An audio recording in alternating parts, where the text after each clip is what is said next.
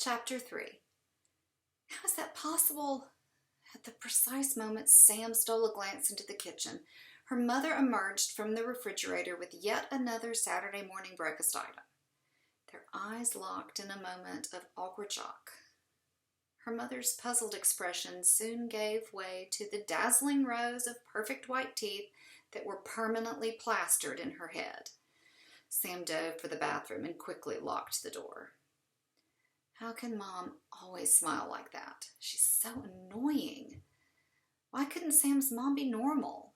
Never an ordinary "how are you, nice to meet you" smile, but one of those looks that starts at someone's toes, pulls all the way up through her eye sockets, and blasts out like cannon fire.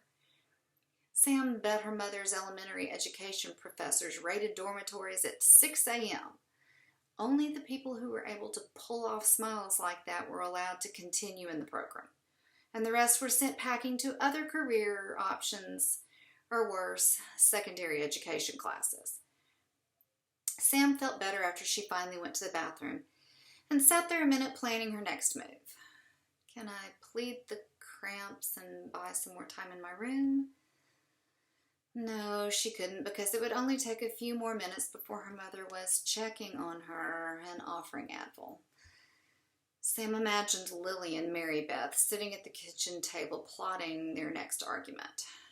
Sam smelled cinnamon rolls. That's where they'd start. "Why don't you lick the knife and I'll get the cup?" Lily would casually make a move to hand Mary Beth the knife and grab the cup. "You had the cup last time," Mary Beth would whine while grabbing for the cup, which everyone knew had more icing left over in it. Mom would come up with some stupid compromise that nobody liked. Ugh, why am I awake? Saturday morning family breakfasts were the worst. Lily and Mary Beth weren't twins, but they might as well be. Lily was turning 11 in a month. "You and Sam, y'all are my spring babies, March and April." Her mother always bragged like it was some sort of accomplishment.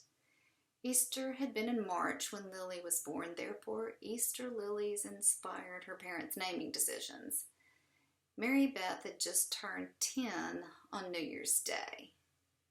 "Our New Year's miracle," her parents had called Mary Beth, as they gave each other this look of naughty laughter.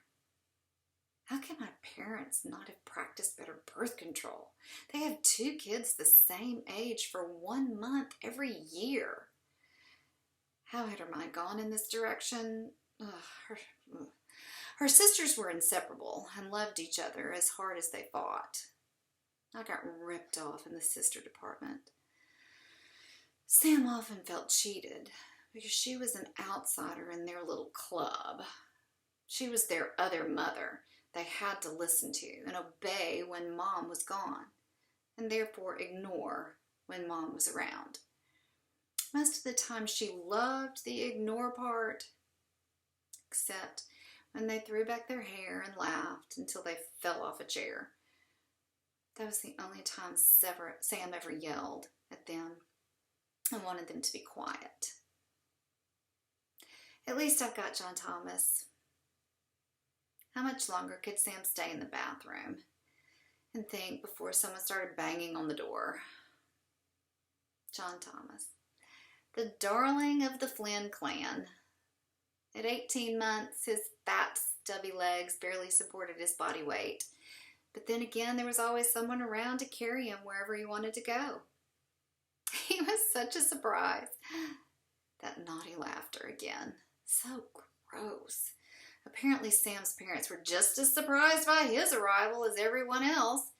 Thus the birth control issue again.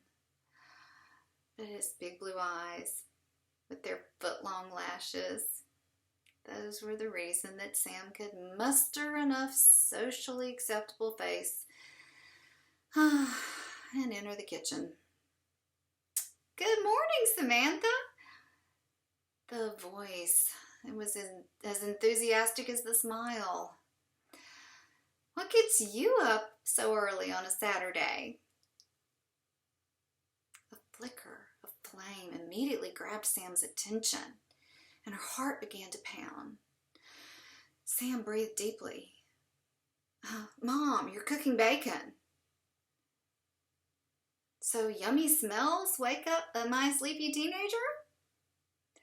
A quick kiss on the cheek, and back to the bacon draining its grease on a paper towel next to the sizzling pan. Before Sam could stop her mind, images of the paper towel touching the jumping blue flame of gas on the stove and springing to life flashed before her, along with Natalie's silently screaming mouth. In much too big a rush, she dashed to the stove, pulled the bacon to safety. Only at the last minute, she shoved enough of the food into her mouth to get by with only a mumbled grunt as she placed the plate on the kitchen table. Well, I guess you were hungry. Not seeming to notice Sam's strange behavior. But dear, I do need my plate to drain the rest of the bacon grease on. Get yourself a clean one out of the cabinet. How could she always be so peppy? Sam carefully placed the bacon next to the stove, but made sure the corner of the paper towel nearest the flame was securely tucked beneath the plate. Getting her own plate out of the cabinet brought her a little time to survey the kitchen and realize no one really seemed to have noticed her.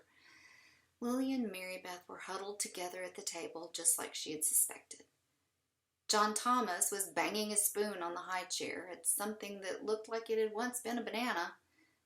His one sprig of hair was standing at attention in a baby mohawk. Sam smiled as she got her plate.